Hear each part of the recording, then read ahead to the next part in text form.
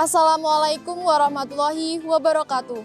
Perkenalkan, nama saya Evi Listia, biasa dipanggil Evi. Saya merupakan calon Paskibraka Jawa Tengah tahun 2022 perwakilan Kabupaten Batang. Saya bersekolah di SMK Negeri 1 Batang.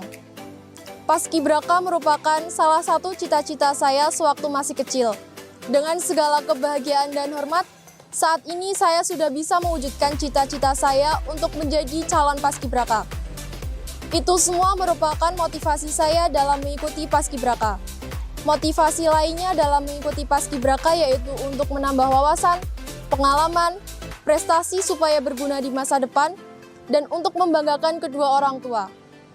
Dengan mengikuti paskibraka juga, saya belajar untuk melatih jiwa kepemimpinan dan nasionalisme dalam diri saya. Sekian, terima kasih. Wassalamualaikum warahmatullahi wabarakatuh.